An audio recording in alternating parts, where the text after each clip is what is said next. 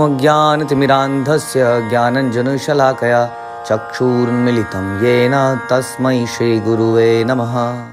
चैतन्य चरितामृत मध्य लीला chapter 24 Atmaram श्लोक की व्याख्याएं और प्रयास संख्या 256। तो नारद मुनि ने उसको अभी तक क्या कहा कि यदि तुम मेरे उपदेशों को सुनोगे, मेरी बात मानोगे, तो मैं तुम्हारी मुक्ति का उपाय ढूंढ निकालूंगा। और यदि बात सुनोगे का मतलब है यदि शरणागति करोगे। शरणागति में हम यही बोलते हैं, हम रोज गुरु आरती गाते हैं, गुरु वंदना गाते हैं, उसमें हम यही बोलते हैं कि गुरु मुख पद्म वाक्या चित्ते ते करिए, क्या आर ना कहीं करे करीबे कोई आशा, एंड ये प्रसाद पूरे सर्व आशा। तो जो भी ज़रूरी है वो हमें प्राप्त होता है। भगवान से हमें यही प्रार्थना करनी चाहिए कि मेरी प्रार्थनाओं पे इतना विचार ना करें भगवान। पता नहीं, मैं कई बार भौतिक इच्छाएं भी कर लेता हूँ, लेकिन जो मेरे लिए उचित है वो करें। ये बहुत अच्छा है कि हम ये ताकत मांगें कि हम अपने गुरु की बात को मान सकें। ये भी बहुत बड़ी बात है। वास्तव में सबसे बड़ी तपस्या भी यही है कि हम इंस्ट्रक्शन को फॉलो कर पाएँ, क्योंकि हमारे अपने विचार बहुत बीच में आते रहते हैं, हमारी इच्छाएं आती रहती हैं और गलत सलत हमें कई चीज़ें लग जाती हैं। और इस प्रकार से हम रास्ते से भटक जाते हैं। तो नारद मुनि ने कहा यदि बात मानोगे तो मैं तुम्हें यहाँ से, इन पापों से, इस जीवन से निकाल दूंगा। क्योंकि जो है मृगारिया बहुत घबरा गया था, उसको रियलाइज़ हुआ था कि उसने कर तो दिया, गड़बड़ पाप कर दिया, अब इससे कैसे बचा जाए। तो व्याध कहे यही कह से इसे ही तक करीबा, नारद कहे धनुक भंग तब इसे कहीबा। तब शिकारी ने कहा मान्यवर, आप जो कहते हैं मैं वैसा ही करूँगा। और नारद मुनि ने तुरंत आदेश दिया, अच्छा वैसे ही करोगे तो सबसे पहले अपना धनुष तोड़ डालो, तब मैं तुम्हें बताऊंगा कि करना क्या है। तो एक तरह से पहला इंस्ट्रक्शन दे दिया कि अपना धनुष को तोड़ दो। तो ये बड़ा इंपॉर्टेंट है कि हम लोग ये यथा माम प्रपद्यन्ते, हम कहते हैं ताम सदैव भजामि हम, कि जो व्यक्ति जितना शरणागत होता है भगवान भी उसको उतना ही रेसिप्रोकेट करते हैं। बड़ी साधारण सी बात है कि जब हम भगवान से प्रेम चाहेंगे तो बदले में भगवान भी प्रेम का आदान प्रदान करेंगे। जब हम कोई भौतिक चीज़ चाहेंगे तो वही मिलेगा। उसी तरह जो व्यक्ति जितना गुड़ डालोगे उतना ही मीठा होगा, जितनी हमारी तपस्या होगी भक्तिमय उतना ही हमें लाभ होगा। तो जितना व्यक्ति सरेंडर्ड होगा उतना ही उसको प्रॉपरली इंस्ट्रक्शन दी जाएगी। क्योंकि अक्सर ऐसा होता है कि व्यक्ति सरेंडर्ड होता नहीं है, लेकिन बोलता ही है कि जो तुम बोलोगे मैं वही करूँगा। लेकिन हमारे सीनियर्स को समझ में आ जाता है कि ये व्यक्ति सरेंडर नहीं है, तो वो फिर इसको ऐसी कोई इंस्ट्रक्शन देते भी नहीं है। क्योंकि क्या होता है, इंस्ट्रक्शन देते हैं तो उसको पूरा नहीं कर पाता तो उसको अपराध और लग जाता है। तो अक्सर ऐसे में हमें कोई ऐसी आज्ञा दी नहीं जाएगी, क्योंकि वी नो कि ये व्यक्ति करेगा नहीं। लेकिन यहाँ पर इसने बोला कि मैं जैसा आप बोलेंगे वैसा ही करूँगा। तो नारद मुनि ने पहला आदेश बड़ा ही कठोर आदेश दे दिया, किसी की रोजी रोटी को छीन लिया एकदम से। वो धनुष तो ही उसकी रोजी रोटी थी, वही उसका काम था, उसी से वो मारता था। एकदम से उसको बोल दिया इसको त्याग दो, इसको छोड़ दो।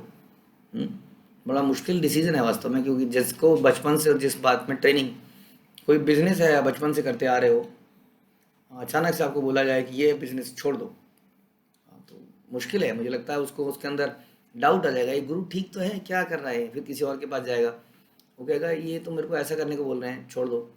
ये नहीं छोड़ना किस लिए है, किसने कहा आपको, ये तो ऐसे ही बोलते रहते हैं सब, छोड़ना वोड़ना नहीं है, तुम करो।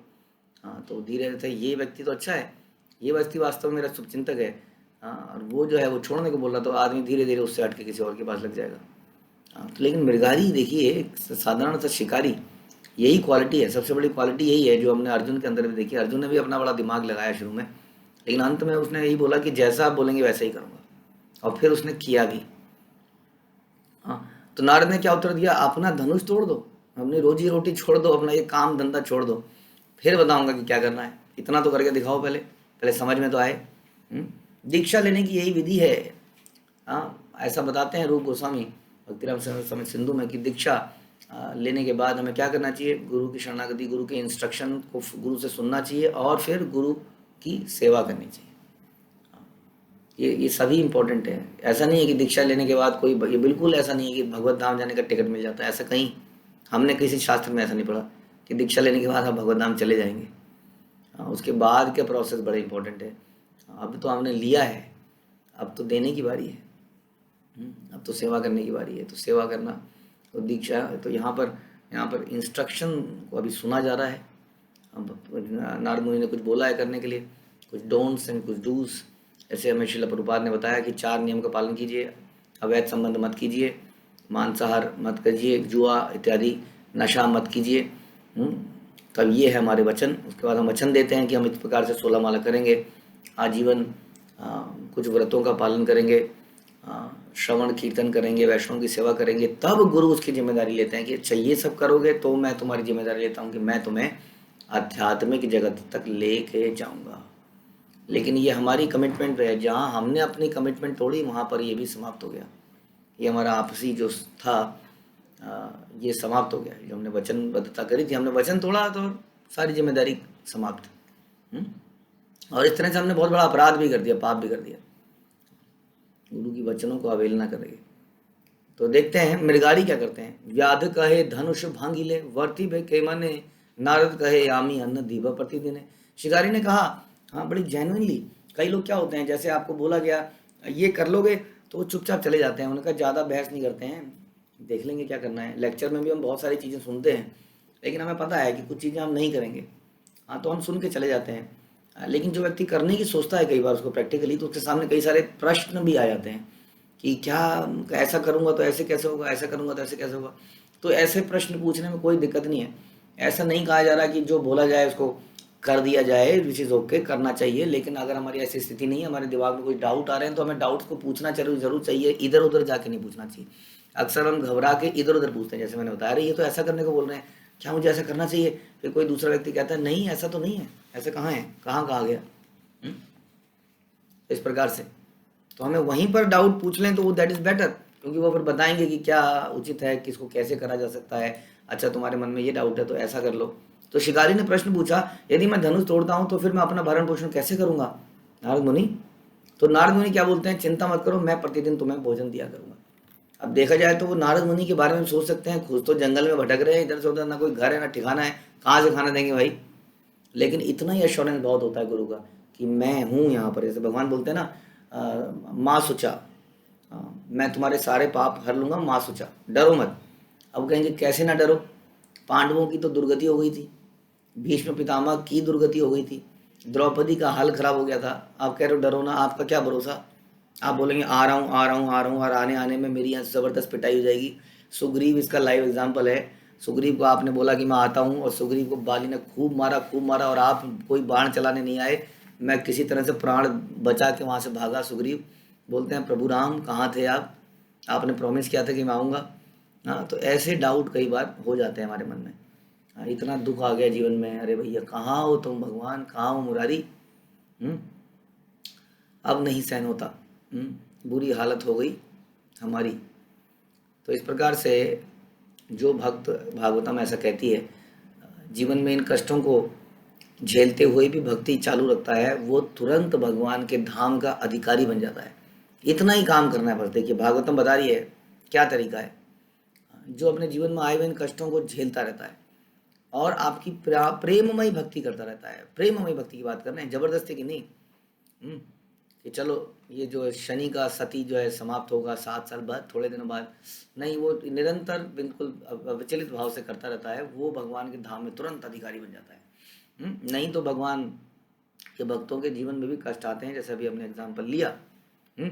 तो केवल जो बोले, भगवान ने अगर बोला माँ सुचा, तो कहना ओके भगवान, अब आपका कोई डर नहीं है, अब जो जीवन में आएगा देखी जाएगी, आई डोंट केयर। गुरु बोलते हैं अच्छा ऐसा करो, अच्छा ठीक है कर लेते हैं, अब जो होगा देखी जाएगी। ऐसा नहीं, अच्छा ही होगा। हाँ, कई बार लगते हैं आपके इंस्ट्रक्शन के माध्यम से मेरे जीवन में बड़ी सफलता आई, मेरी नौकरी बढ़ गई, मेरा ये हो गया, परिवार भी संभल गया, ये हो गया।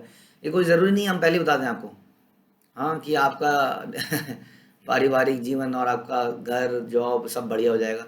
कई बार डिसीजन ऐसे भी होते हैं जिससे उल्टा हो जाता है। हाँ, लेकिन हम डिसीजन इसलिए नहीं लेते कि सब बढ़िया हो, हम डिसीजन इसलिए लेते हैं ताकि शरणागति बढ़े। हाँ, इसलिए हम डिसीजन को सुन के करते हैं। हमारी ऐसी कोई एक्सपेक्टेशन नहीं है कि यदि इनकी बात सुनेंगे तो सुख शांति रहेगी। वास्तव में रहेगी दूसरे तरीके से, क्योंकि हमारे पाप कर्म समाप्त हो जाएंगे। ऐसे सरेंडर से भगवान हमारे सारे पाप हर लेंगे। हाँ, तो केवल एक शब्द गुरु द्वारा कि I am there, don't worry, एक शरणागत भक्त के लिए बहुत होना चाहिए। जैसे नारद मुनि बोल रहे हैं डोंट वरी, खुद तो वो भ्रमण करते रहते हैं, उनके खुद खाने का ठिकाना नहीं है, कहते हैं मैं तुम्हें भोजन कराऊंगा। तात्पर्य में प्रभाव बताते हैं कि हमारी आय का स्रोत वास्तव में हमारे उदर पोषण का स्रोत नहीं होता। महान ब्रह्मा से लेके चींटी तक सारे जीव पूर्ण पुरुषोत्तम भगवान द्वारा ही पालित हैं। ध्यान रखिए, अल्टीमेटली भगवान ही पाल रहे हैं। हमें ऐसा लगता है कि हम कर रहे हैं। एको बहुनाम यो विदधाति कामान, वो एक है, जीवात्माएं बहुत हैं, और वो सारी जीवात्माओं की इच्छाओं को, उनकी ज़रूरतों को वो एक व्यक्ति पूरा कर रहा है। एक परमेश्वर कृष्ण ही हर एक का पालन करने वाला है। हमारी आय का तथाकथित स्रोत तो हमारी अपनी रुचि है वास्तव में।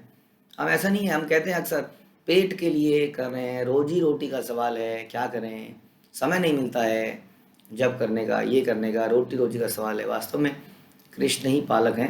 हम लोग फिर काम क्यों करते हैं? क्योंकि हमें रोल दिया गया है ना, एक हमने एक रोल लिया है गृहस्थ आश्रम में, उसके अंतर्गत हम कुछ काम करते रहते हैं। क्योंकि यदि हम काम नहीं करेंगे तो संसार के लोग नकारे बन जाएंगे। जो भक्त नहीं है, यदि वो काम छोड़ के बैठ जाएगा तो बड़ा उपद्रव मचा देगा संसार में। इसलिए भगवान कहते हैं यदि यत आचरति श्रेष्ठ। इसलिए भक्त लोग भी सारी तरीके से दिखाते हैं कि हम लोग संसार में संसार की तरह जी रहे हैं। भैया देख लो, साथ में भक्ति कर रहे हैं, तुम्हें क्या दिक्कत है ऐसे करने में? यदि हम छोड़ देंगे तो कहेंगे देखो जी, तुम तो सब छोड़ छाड़ के बैठे हो, इसलिए कर पा रहे हो, हमारी पूछो, हमारे को देखो।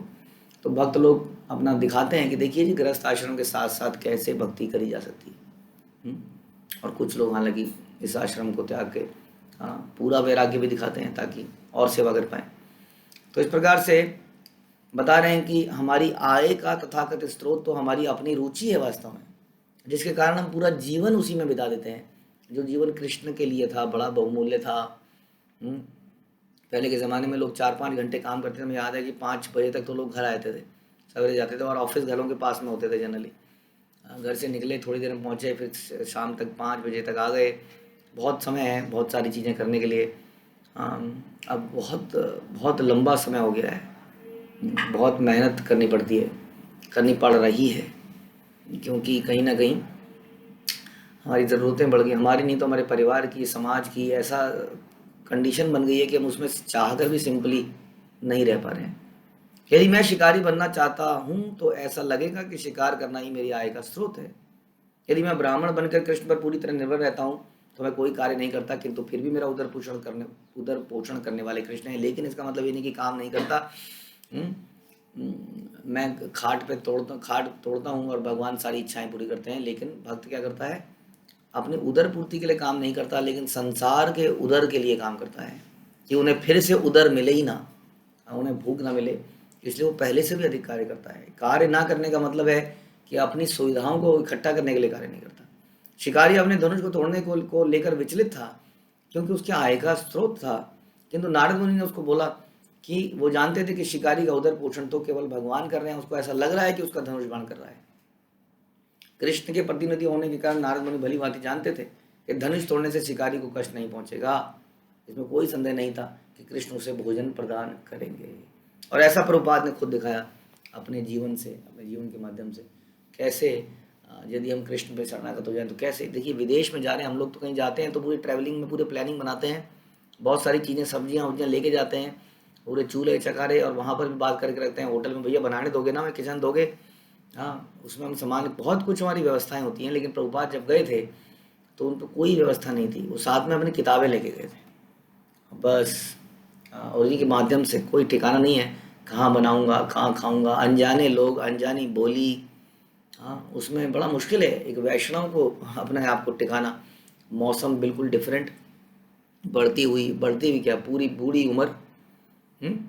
तो इसको कहते हैं शरणागति। और जब प्रभुपाद ने ऐसा करी तो भगवान ने उनको अनलिमिटेड रिसोर्सेज प्रोवाइड किए ताकि वो उनको सेवा में लगा पाए। धनुक भांगी व्याध तार चरणे पड़िला, तारे उठाया नारद उपदेश कैला। नारद मुनि द्वारा इस प्रकार से आश्वस्त किए जाने पर शिकारी ने अपना धनुष तोड़ डाला। यस, जस्ट बाई आश्वासन। नारद मुनि ने आश्वासन ही तो दिया था, ऐसा तो नहीं है उसको ब्लैंक चेक दे दिया था, उसको बोला था कैश पकड़ो मैं तुम्हें देता हूँ। और ये ऐसे व्यक्ति ने आश्वासन दिया था जो खुद के बाद खुद भी कुछ नहीं है, एक वीणा लेके घूमते रहते हैं बस। लेकिन शिकारी को इतना शरणागति पैदा हुई, उसने अपना धनुष को तोड़ डाला। पूरे जीवन की जो उसकी स्किल थी, उस स्किल को समाप्त कर दिया। तुरंत ही संत के चरण कमलों पर गिर पड़ा और अपने आप को पूर्ण समर्पित कर दिया। बाद में नारद मुनि ने अपने हाथ से उसे उठाया और आध्यात्मिक उन्नति का उपदेश दिया। तो उपदेश भी तभी हमारे हृदय में ठहरता है, हाँ, जब हम कमिटेड होते हैं कुछ करने के लिए। वरना ये संदेश हम सुनते रहेंगे, हमारे हृदय में कोई परिवर्तन नहीं आएगा। यदि हम परिवर्तन करना चाहते हैं तो ही हमारे हृदय में परिवर्तन लाया जा सकता है। यदि हम नहीं चाहते हैं, किसी चीज़ को एक्सेप्ट नहीं करते हैं, तो हम कितना भी बोल लें वो हृदय में परिवर्तन नहीं लेके आएगा। ऐसे में बहुत सारे लोग देखे हैं, कई घरों में कईयों की पत्नियां या कईयों के पति जो भक्त नहीं है, वो अपने घरों में आयोजन कराते हैं। उन्होंने देखा कि उनके जो पति या पत्नी जो भक्त नहीं है, वो क्लासेस में बैठते हैं, सुन रहे हैं, लेकिन बिल्कुल भी परिवर्तन नहीं आ रहा है, कोई परिवर्तन नहीं। क्योंकि वो सुनते हुए भी वहाँ सुन नहीं रहे हैं, सुनते हुए भी वो अंदर से उन बातों को रिजेक्ट कर रहे हैं। हाँ, इसलिए सुनने से पहले समर्पण बड़ा जरूरी है। इसलिए भगवान कहते हैं कि गीता किसके लिए है? गीता मेरे भक्तों के लिए है। हाँ, गीता हर व्यक्ति के लिए नहीं है। जिसके अंदर श्रद्धा है, आदो श्रद्धा से ही भक्ति की प्रारंभ होता है, शुरुआत होती है। गुरु में हम श्रद्धा पैदा करते हैं, संतों में, वैष्णव में श्रद्धा पैदा करते हैं, और उनसे श्रवण करते हैं और उनकी बातों में बिलीव करते हैं कि हाँ यही सच है। ये नहीं कहते कि नहीं, ये कुछ कुछ बातें तो ठीक कह रहे हैं, कुछ बातें गड़बड़ भी है। हाँ चलो, बात तो सही है, लेकिन चंद्रमा सूर्य से दूर है, हजम नहीं होता है, ये तो ठीक नहीं लगती है, ये तो मेडिकली, ये तो साइंटिफिकली प्रूव हो चुका है, वगैरह वगैरह। तो हमें टोटली विश्वास रखना पड़ेगा। वी कैन नॉट डाउट, संशयात्मा विनश्यति। तो इन्होंने पूरा समर्पण किया, उनकी बातों पे संशय नहीं किया। हाँ, ये नहीं सोचा क्या होगा मेरा, ये तो निकल जाएंगे नारायण नारायण करते हुए, मेरे बीबी बच्चे उनका क्या होगा। तो नारद मुनि ने उसके बाद उनको उपदेश दिया। अब ये उपदेश तो उनके हृदय में लगना ही था, क्योंकि ये टोटली शरणागति हैं, इनके अब कोई और सहारा नहीं है। जब तक हम अपने आप को सहारा मानते हैं, हाँ, खूंटा अटका के रखते हैं, जैसे कुछ नाविक ने खूंटा एंकर को खोला नहीं और नाव चलाता रहा, पूरी रात बीत गई, सवेरे देखा नाव उसी जगह पर खड़ी है, क्योंकि हमने भी कई सारे खूंटे अटका रखे हैं, सेफ्टी पॉइंट्स। यदि यहाँ से निकाल दिया गया तो ये सेफ्टी पॉइंट, यदि यहाँ से दुत्कार दिया गया तो ये सेफ्टी पॉइंट। एक है मेरा बैलेंस, एक है मेरी नौकरी, एक है मेरा परिवार, एक है मेरे जानने वाले बड़े बड़े लोग जो मुसीबत पे मुझे बचाएंगे। ये सारे लोग हैं, अब एक कदम आगे बढ़ता हूँ।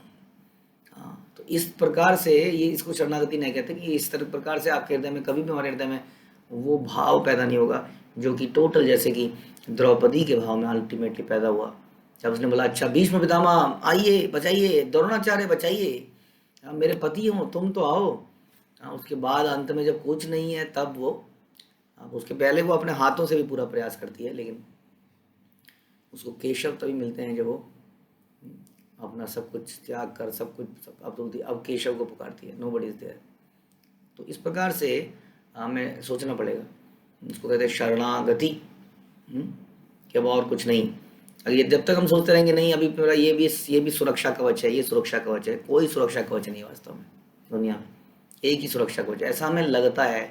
ये भ्रम है, हम इस भ्रम में जीते हैं अक्सर। हम कई बार सोचते हैं कि मेरी मेडिक्लेम पॉलिसी है, ऑल्दो नेचुरली लाइफ जीने के लिए हम ये सब करते हैं, बट अचानक से कुछ ऐसा होता है कि उस पॉलिसी में कवर नहीं है, या उस पॉलिसी से 4 गुना ज़्यादा लग गया, और जिसकी पॉलिसी नहीं है उसका आराम से काम हो गया। कई बार ऐसा होता है, कई बार सरकारी अस्पतालों में हो गया, या उसको बीमारी इस तरह की नहीं हुई, कई चीज़ें हैं। तो हम कोई चीज़ प्रिडिक्ट नहीं कर सकते वास्तव में। तो हमारे जितने भी सुरक्षा कवच हैं वो हमारे भ्रम को मिटाने के लिए हैं। तो क्या बता रहे हैं कि शिष्य को कृष्ण के प्रतिनिधि रूप गुरु के समक्ष आत्मसमर्पण करना चाहिए। नारद से चलने वाली गुरु शिष्य परंपरा से संबंधित होने से गुरु नारद मुनि की ही श्रेणी में होता है। मनुष्य अपने पाप कर्म से छुटकारा पा सकता है यदि वह ऐसे व्यक्ति के चरण कमलों की शरण ग्रहण करता है जो वास्तव में नारद मुनि का प्रतिनिधित्व करता हो। नारद मुनि ने उस शिकारी को शरणागत होने का उपदेश दिया। घरे गिया ब्राह्मणे देह यथ आछे धन, एक एक वस्त्र परी बाहिर हयो द्विजन। तब नारद मुनि ने शिकारी को उपदेश दिया, तुम घर लौट जाओ और जितना भी धन है उन दूसरे धन को शुद्ध ब्राह्मणों में बांट दो, क्योंकि तुम्हारा धन जो है गलत तरीके से कमाया गया है, इसमें पाप कर्म निहित है, इसलिए सारा धन ब्राह्मणों में बांट दो जो परम सत्य को जानने वाले हैं, जो उसको उसका प्रचार करने वाले हैं, क्योंकि वो लोग धन को भगवान की सेवा में ही लगाएंगे। इसलिए कहते हैं दान कहाँ दिया जाना चाहिए, बड़ा इंपॉर्टेंट है। दान से धन की शुद्धि होती है, लेकिन कहाँ पर दान देने से शुद्धि होती है ये भी सोचना पड़ेगा। कई बार दान देने से धन और अशुद्ध हो जाता है। हम्म, क्योंकि हमें नहीं पता उस धन का इस्तेमाल कहाँ पे किया जाएगा। हाँ, यदि धन को धर्म के प्रचार के लिए लगाया जाए तभी वो सुख देता है ना। धर्म धर्मा तथा सुखम, ऐसा कहते हैं कि धन से यदि धर्म किया जाए तो वो बड़ा सुख देता है, शुद्धि प्रदान करता है। क्योंकि वास्तव में लक्ष्मी भगवान को ही बिलोंग करती है, उन्हीं की सेवा में लगनी चाहिए। इसलिए जो व्यक्ति धर्म कर रहा है, धर्म का मतलब क्या होता है, जो भगवान का प्रचार करे, भगवान के सिनेमा घर, ऑपुलेंट मॉल, ये मॉल वाला मॉल ऑपुलेंस के साथ बन रहे हैं। हाँ, जगह जगह हर गली में एक मॉल है, बढ़िया बढ़िया शॉप्स खुल रही हैं, उसमें बहुत इन्वेस्टमेंट हो रही है, सिनेमा घर खुल रहे हैं, मल्टी स्क्रीन सिनेमा, ये वो। जो व्यक्ति भगवान के घर खोलता है जगह जगह, ऑल्दो भगवान की हर कण भगवान का घर है, लेकिन एक ऐसे स्थान की आवश्यकता होती ही है जहाँ पर लोग आएँ और एक ही मूड में थोड़ी देर बैठें, शांति प्राप्त करें। भगवान के नाम में शांति है, लेकिन प्रैक्टिकली आप देखेंगे कि ऐसी जगहों में जहाँ एक ही उद्देश्य से लोग जाते हैं, क्या हमें धाम में जाके हमारे हृदय में परिवर्तन नहीं आता?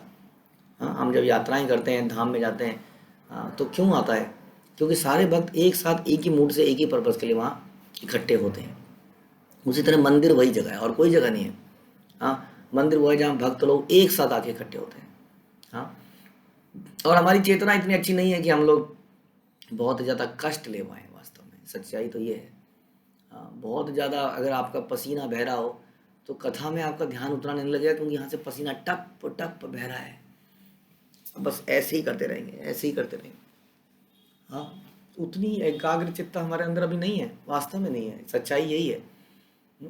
ऐसे में कुछ फैसिलिटीज़ प्रोवाइड करी जाती हैं जिसमें कि व्यक्ति को ये जो सांसारिक ताप है, इससे छुटकारा मिल पाए।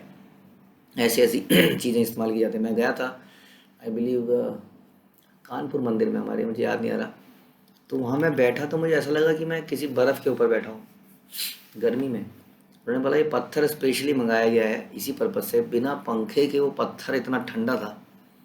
अब भक्त लोग जब उसमें बैठेंगे तो ध्यान ना इधर उधर जाएगा नहीं, क्योंकि गर्मी नहीं लगेगी। तो ये सच्चाई है, इससे भागना नहीं चाहिए। हम लोग भी तो इतनी सुविधाएं, तो फिर तो हमें पेड़ों के नीचे सोना चाहिए। हम घरों में पंखे लगाते हैं ना, आप बोलेंगे जी मेरे घर में एसी नहीं है, तो पंखा तो है। ऐसे तो फिर पेड़ के नीचे नेचुरल हवा है। लेकिन हम, जो व्यक्ति ऐसे रह सकता है वो रहे, जैसे कि षड गोस्वामी रहते थे, उनकी ऐसी चेतना थी कि वो तो फिर एक दिन एक एक पेड़ के नीचे भी रहते थे। क्वेश्चन तो ये है कि फिर हम एक ही घर में भी क्यों रहे, एक ही पेड़ के नीचे क्यों रहे? षड गोस्वामी रोज अलग अलग पेड़ों के नीचे रहते थे। तो कहने का मतलब है, वैराग्य, तपस्या आदमी अपने अपने धीरे लेवल से करता है, लेकिन मुख्य बात क्या है, हमें शिल प्रभुपाद ने सिखाया कि utility is the principle. What is the use of your tapasya, austerity, anything, जब हम भक्ति ना कर पाएँ? What is the use of that Ekadashi, जिसमें कि हम इतना व्रत रख लें कि हम माला ही ना कर पाएँ? इसलिए आप उतनी तपस्या कीजिए जितना आप झेल पा रहे हैं, लेकिन मुख्यतः डिवोशनल एक्टिविटीज़ कीजिए। हाँ, इसके लिए कुछ सुविधाएं इकट्ठी करी जाती हैं भक्तों के लिए, नॉट अपने लिए। प्रभुपाद ने अपने लिए कोई जागीर नहीं छोड़ी। प्रभुपाद के बच्चे को प्रभुपाद ने कुछ भी नहीं दिया, एक पूरी कोटी नहीं दी, कुछ नहीं दिया, पूरी कोड़ी। और वो मांगने भी आए थे तो उन्होंने कहा नहीं, ये तो मेरे भक्तों, मैं तो कंगाल हूँ, मैं तो दुनिया से मांगता हूँ, तुम मुझे कुछ दे सकते हो तो दो। इट इज़ नॉट लाइक कि एक पिताजी हैं, उनका बेटा गद्दी पे बैठेगा, उसका बेटा गद्दी पे बैठेगा, सारा माल उनका हो जाएगा। अब देखिए, this is not run by a single person. तो कहने का मतलब है कि इन सुविधाओं को इकट्ठा करने के लिए धन की आवश्यकता होती है, ताकि लोगों को बांटा जा सके। सूर्य देव भी जल एकत्रित करते हैं, पूरे संसार से सोख लेते हैं, सक कर लेते हैं। कोई क्या, कितने दुष्ट हैं, अपने पास तो कुछ नहीं है, सारा समुद्र का पानी सोख लिया, नदियों का पानी सोख लिया, लेकिन वो सोख कर करते क्या है, वो दोबारा से गिरा देते हैं जगह जगह पर जहाँ उसकी ज़रूरत होती है। ऐसे ही साधु करता है, साधु इकट्ठा करता है, उसके बाद जगह जगह बांटता है। तो इसलिए मृगारी को बोला कि तुम धन ऐसी जगह पर दो। नारद मुनि भी कह रहे हैं, ब्राह्मणों को अपना धन बांटने के बाद तुम तथा तुम्हारी पत्नी दोनों ही अपने पहनने के लिए एक एक वस्त्र लेकर घर को त्याग दो। एक एक वस्त्र तो ले लो, इससे ज़्यादा नहीं, और घर को त्याग दो। हाँ, बड़ी भारी इंस्ट्रक्शन मिल गई है मृगारी जैसे व्यक्ति को। हाँ, एक दिन पहले वो व्यक्ति पूरी तरह से इंद्रिय तृप्ति में लगा है और पाप कर्म में लगा है। अब उसको बोला जा रहा है ऐसा कार्य जो भक्त लोग भी नहीं कर पाते हैं। हाँ, ये है गुरु की जो है शक्ति, जो कि भगवान से आती है। वानप्रस्थ की अवस्था में वैराग्य की यही विधि है। वानप्रस्थ अवस्था में एक व्यक्ति अपनी पत्नी के साथ ही घर का त्याग करता है या घर की जिम्मेदारियों का त्याग करता है। हम्म, क्योंकि बच्चों को वो अब सोचा जाता है कि बच्चे अब अपने आप अपनी केयर कर लेंगे। इट इज़ नॉट कि हमें बच्चों को अंत समय तक, जब तक बच्चों के भी बच्चे ना हो जाएं, उनके बच्चे बड़े ना हो जाएं, तब तक हमें कार्य करना है। वास्तव में समाज में बहुत सारे बच्चे हैं और हम ऐसा विचार भी कर रहे थे कि जितने भी वानप्रस्थी लोग हैं कॉन्ग्रीगेशंस में, जो कि पर्टिकुलर एज से ऊपर हो गए हैं, उन्हें अब वो जिम्मेदारियाँ, वो घर के बच्चे बच्चे छोड़कर कुछ प्रोजेक्ट अपनाने चाहिए। कई सारे प्रोजेक्ट हैं। हमारे जो यंगस्टर्स हैं वो कई सारे कामों में लगे हैं, जिसके कारण से वो कई चीज़ों पे ध्यान नहीं दे पा रहे हैं, क्योंकि वो भी यंग हैं, उनके अंदर दम है, खून है। वो कई सारे इस्कॉन के प्रोजेक्ट्स को देख रहे हैं, लेकिन उनके कई काम नहीं हो पा रहे हैं। जैसे कि वो अपने बच्चों को, यदि हम ऐसा गुरुकुल खोलें जहाँ पर बच्चे रहें, हाँ, उनका हॉस्टल हो, लेकिन कौन उसकी टेक केयर करेगा, क्योंकि सारे यंगस्टर्स तो सेवाओं में लगे हैं। ऐसे में अगर ये लोग आगे आ जाएं कि आप ऐसा खोलिए और हम यही सेवा करेंगे, यानी कि वो सब बच्चों को अपना बच्चा मान लें। अभी तक तो वो अपने परिवार के बच्चों को ही अपना रहे हैं, तो उसको सेवा तो नहीं कह सकते। यदि आप अपने नाती पोते को खिला रहे हैं, टेक केयर करें, उसको सेवा नहीं कह सकते। लेकिन यदि आप सारे भक्तों के नाती पोतों को अपना लें और बोलें कि हम इनकी केयर करेंगे, हम इनको लव एंड केयर देंगे, आप इनको पढ़ाइए, आप ये सब करिए, हम ये सब करेंगे। तो यानी कि वानप्रस्थ आश्रम भी केवल तीर्थ यात्रा करने के लिए नहीं है। वानप्रस्थ आश्रम टोटली अपने आप को सेवा में लगाने के लिए। हाँ, अक्सर ऐसा ही बोला गया कि आपको सेवा में लगना चाहिए। वानप्रस्थ आश्रम भी इसी पर्पज़ के लिए है, साधना एंड सेवा। बस उसमें फ़ायदा ये है कि अब अपना पर्सनल जिम्मेदारियों से अपने आप को फ्री माना जा सकता है। अदरवाइज ये कभी ख़त्म नहीं होंगी। शास्त्र इसके लिए बताते हैं, इसलिए डरने की आवश्यकता नहीं कि हमें पाप लगेगा। हाँ, हमने अपने बच्चों को ज़रूरत पे छोड़ दिया, ज़रूरत पे नहीं छोड़ा, बड़ा किया, शादी करी, सब कुछ कर दिया। At some point of time अब उन्हें अपनी केयर करनी ही होगी, बल्कि उन्हें तो अब हमारी केयर करने की आवश्यकता है। हम्म? हम आश्रम में जाएं, वानप्रस्थ आश्रम में जाएं, सेवा करें, और यदि हमें कुछ आवश्यकता हो तो हमारे बच्चे हमें सप्लाई करें। बच्चे ये ना कहें मेरे घर में तो हो नहीं, मेरे साथ तो रुकने, मेरे बच्चों को देखने रहे, हम कुछ प्रोवाइड नहीं करेंगे तुम्हें। अभी बच्चों की जिम्मेदारी है कि वो ऐसा उन्हें माहौल प्रदान करें कि हमारे माता पिता फ्रीडम महसूस करें। ये कम से कम इस्कॉन के भक्त तो ऐसा करें कि बांध के ना रखें अपने पेरेंट्स, उन्हें फ्रीडम दें कि अब आप जाइए, सेवा कीजिए, आपकी जो ज़रूरत है मेरे को बताइए, हम पूरी करेंगे। आपने पूरे जीवन में हमारे लिए किया, अब हम आपके लिए करेंगे। आप सेवा कीजिए, लेकिन इंद्रिय तृप्ति मत कीजिए। तो वानप्रस्थ की अवस्था में वैराग्य की यही विधि है। कुछ काल तक गृहस्थ जीवन भोगने के बाद पति पत्नी को घर त्याग देना चाहिए और अपने धन को ब्राह्मणों और वैष्णवों में बांट देना चाहिए। वानप्रस्थ अवस्था में पत्नी को सहायक रूप में रखा जा सकता है। भाव यह है कि पत्नी अपने पति की आध्यात्मिक उन्नति में सहायता देगी। That is the only purpose. इसलिए नहीं है कि अब दोनों फ्री हो गए हैं, अब दोनों पूरे संसार का भ्रमण करेंगे, जो नोट बहुत जमा कर लिए हैं। हाँ, एक भ्रमण करेंगे यूरोप का, एक करेंगे ऑस्ट्रेलिया का, एक करेंगे यूएस का, फिर इंडिया की बहुत सारी जगह हैं, पूरा पैसा उसी में लगा देंगे। वानप्रस्थ अवस्था में पत्नी को सहायक रूप में रखा जा सकता है, इसलिए कि वो आध्यात्मिक उन्नति में मदद करे। इसलिए नारद मुनि ने शिकारी को घर छोड़ने और वानप्रस्थ आश्रम ग्रहण करने का उपदेश दिया। ऐसा नहीं है कि गृहस्थ मृत्यु पर्यंत घर पर ही रहता है, वानप्रस्थ संन्यास की तैयारी है। वास्तव में कृष्ण भावनामृत आंदोलन में अनेक युवा दंपत्ति भगवान की सेवा में लगे हुए हैं। अंततः उन्हें वानप्रस्थ ग्रहण करना होगा, जिसके बाद पति को प्रचार या उपदेश कार्य के लिए संन्यास ग्रहण करना चाहिए। तब पत्नी अकेले रहकर चाहे विग्रह सेवा में या कृष्ण भावनामृत आंदोलन के अंतर्गत अन्य सेवाओं में लग सकती है। घबराने की बात नहीं है। हमारे आचार्य बताते हैं कि गृहस्थों को संन्यास लेने की आवश्यकता नहीं है। बहुत ही रेयरेस्ट ऑफ द रेयर है जो कोई व्यक्ति ऐसा करता है। आपने ऐसा देखा नहीं होते हुए। वो वानप्रस्थ आश्रम में ही जीवन का अंत कर देते हैं जनरली, लेकिन रहते सन्यासी की तरह ही वास्तव में, टोटली फॉर सेवा, नॉट फॉर भोगने के लिए नहीं रहते बेसिकली। तो ये करना चाहिए और इससे बहुत ही बैलेंस सोसाइटी बन जाएगी। हम जाने, क्योंकि अभी देखा जा रहा है कि इस्कॉन के भक्त सेवाओं में तो लग गए हैं बहुत ज़्यादा, बट सेवाओं में लगने के कारण क्या हो गया है कि घर के काम बैलेंस नहीं हो पा रहे हैं और मुख्यतः बच्चों पर थोड़ा उतना ध्यान नहीं रहा। ऐसा नहीं है कि बच्चे माँ बाप सेवा में लग जाएं, बच्चों को ऐसे वानप्रस्थ आश्रम के ऊपर ही छोड़ दें, क्योंकि उनका अपना समय भी ज़रूरी है। वो बच्चों को क्या करें, मुझे ऐसा लगता है हर माता पिता को बच्चों के साथ थोड़ा समय तो बिताना चाहिए, जिसमें वो कुछ कृष्ण भावनामृत स्टोरी सुनाएं, जो उन्होंने सीखा, आज पढ़ा, वो अपने बच्चे के साथ शेयर करें ताकि उसकी चेतना डेवलप हो। हाँ, शिला प्रभुपाद कहते थे बच्चों की डेवलपमेंट के लिए एक ही काम करो बस, उनको बड़ों के साथ रखो, जो भक्त अच्छे भक्त हैं उनके साथ साथ में रहने का मतलब यही है कि पेरेंट्स को बच्चों को बड़ी क्लोजली ऑब्जर्व करते हैं। मैं आपको एक एग्जाम्पल बताता हूँ। हमारे एक बच्चे थे, वो जो है अपनी क्लास में कुर्ता पहन के बैठे थे और धोती पहन के नहीं बैठे थे। किसको दिख रहा है कि वो धोती पहन के नहीं बैठे, क्योंकि ऑनलाइन क्लास है।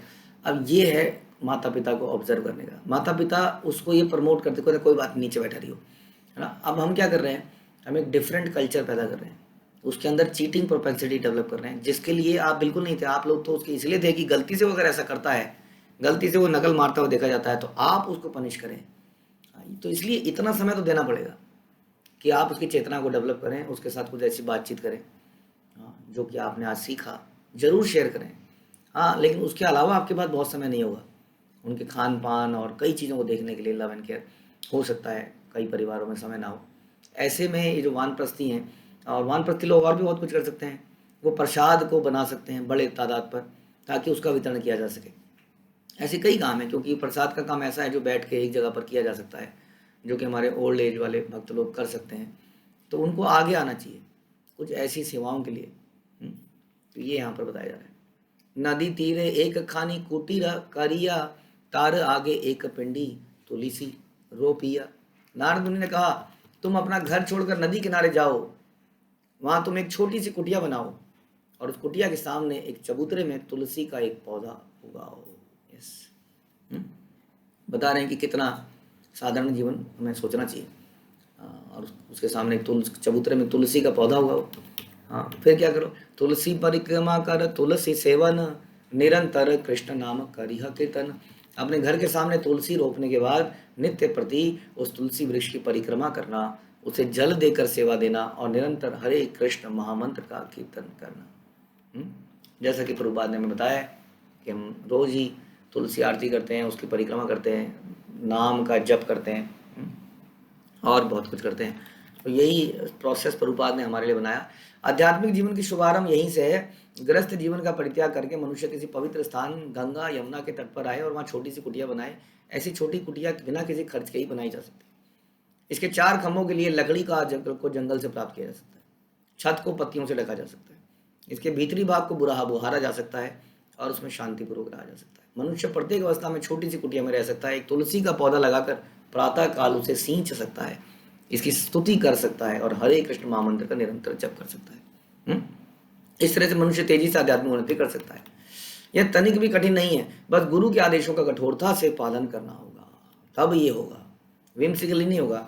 ऐसा भी नहीं है जैसे प्रभुपाद, हमने आपको एग्जाम्पल बताया था। प्रभुपाद के एक शिष्य ने बोला, प्रभुपाद मेरे को 192 राउंड्स करने हैं, तो मैं सोच रहा हूँ एक कुटिया बना लूँ कहीं पर। तो प्रभुपाद ने उसको टोका, नहीं, दिस इज नॉट राइट। भक्तों के संग में रहना ज़्यादा इंपॉर्टेंट है। इसलिए किसी एक श्लोक से आप तात्पर्य नहीं निकाल सकते। आपको प्रभुपाद के सारे तात्पर्य पढ़ने पड़ेंगे, उनके लेटर्स पढ़ने पड़ेंगे, तब निष्कर्ष निकलता है कि करना क्या है। नहीं तो कई बार लोग एक चीज़ को पढ़ते हैं और कहते हैं अच्छा चलो, छोड़ो घर बार, चलो हरिद्वार। लिखा है ना अभी, गंगा नदी या जमुना नदी या कहीं पर जाके तट में रहें, कुटिया बनाएं। आपको सारे प्रभुपाद के इंस्ट्रक्शंस, लेटर्स एंड ऑल पढ़ने पड़ेंगे।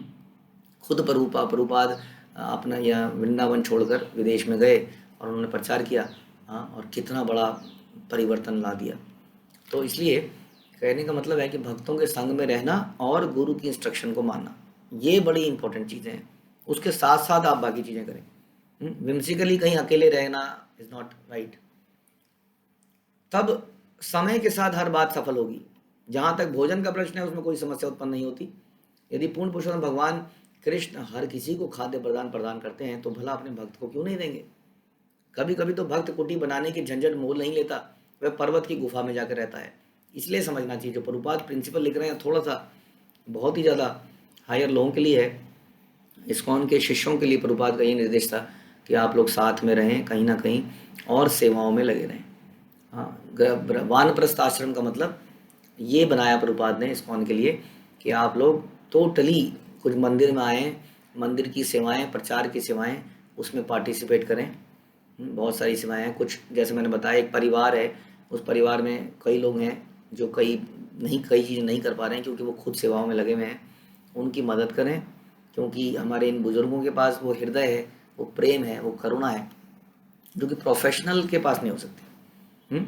किसी डे केयर में आपको बच्चे को डालना है, वैसे तो हम इसको कभी नहीं सब्सक्राइब नहीं करते, लेकिन हमारे अपने ही भक्त, जैसे कि जॉइंट फैमिली होती थी, हमारे अपने ही भक्त यदि ये जिम्मेदारी लें तो कितना अच्छा है। और उनको कृष्ण भावना, जैसे नानी की कहानियाँ होती थी, दादी की कहानियाँ, हमारी नानियाँ दादियाँ सारे बच्चों को बैठ के कथाएं सुनाएं, कितना बढ़िया माहौल हो जाए। दिस इज़ हाउ एक कंप्लीट फैमिली बन सकती है। वह गुफा के नदी के तट पर बनी झोपड़ी महल में या न्यूयॉर्क या लंदन जैसे विशाल नगर में निवास कर सकता है, बता रहे प्रभुपाद, यहाँ बताया न्यूयॉर्क लंदन में भी रह सकता है, लेकिन हर अवस्था में वह भक्त अपने गुरु के उपदेशों का पालन कर सकता है और तुलसी के पौधे को सींचकर हरे कृष्ण मंत्र का जप करके भक्ति में लग सकता है। यह चैतन्य महाप्रभु तथा हमारे गुरु भक्ति सिद्धांत सरस्वती गोस्वामी महाराज के उपदेश के अनुसार विश्व के किसी भी भाग में जाकर लोगों को विधि विधान पालन करके तुलसी के पौधे की पूजा करके और निरंतर हरे कृष्ण महामंत्र का जप करके भगवत भक्त बनने का उपदेश दे सकता है। इस प्रकार से प्रभुपाद ने कई बार बोला कि ज़्यादा विचलित करने की जरूरत नहीं है लोगों को, नहीं तो बड़ा मुश्किल हो जाएगा, इतनी वैराग्य उनके अंदर पैदा नहीं होगा और छोड़ के और भाग जाएंगे। इसलिए वो क्या करें, अपने अपने आश्रमों में किसी तरह से त्याग की भावना पैदा करें भोगने से, और सेवा की भावना पैदा करें, और कुछ नियमों का पालन करें, जैसे हमने सुना तुलसी की सेवा, उनकी परिक्रमा, आरतियाँ करना इत्यादि। इस प्रकार से हमारा जीवन सफल हो पाएगा, नहीं तो अचानक से किसी दिन पता नहीं कब चला जाएगा जीवन। कमल दल जल जीवन टलमल। मैं सुन रहा था कि एक भक्त थे, आई थिंक किसी जगह पर, तो वो पंखे को सीधा कर रहे थे, थोड़ी सी हवा टेढ़ा होती ना हवा के लिए, तो पता नहीं क्या हुआ, उन्होंने उसको छुआ, करंट लगा और वहीं मर गए। तो वो डिस्कशन यही हो रहा था कि कैसे आदमी का जीवन का पता ही नहीं कुछ कि कब समाप्त हो जाए। तो इससे पहले कि बहुत देर हो जाए, हमें इस प्रकार से करना पड़ेगा जैसे नारद मुनि मृगारी को करने को बोल रहे हैं। ध्यान रखिए, मृगारी कोई बूढ़ा व्यक्ति है ऐसा नहीं सुना हमने, बहुत ही हिष्टपुष्ट व्यक्ति था, वो बाण मारता था, वो तगड़ा व्यक्ति था। तो ऐसा नहीं है कि हमें बहुत समय वेट करने की ज़रूरत है। जब भगवान के पास कब जाएंगे, जब कुछ और करने के लिए ताकत नहीं रहेगी तो भगवान के पास जाएंगे। वो बहुत लेट है वास्तव में। अर्ली एज में जब हमारा शरीर स्वस्थ है तभी कृष्ण को शरणागति करना चाहिए। कृष्ण को सड़ा गला फल देने की कोई आवश्यकता नहीं है, स्वस्थ फल दिया जाता है। इसलिए स्वस्थ शरीर स्वस्थ चेतना के साथ हम अपने आप को कृष्ण को समर्पित करें। हरे कृष्ण। श्रील प्रभुपाद की जय, श्री चैतन्य चरितामृत की जय, कृष्णदास कविराज की जय।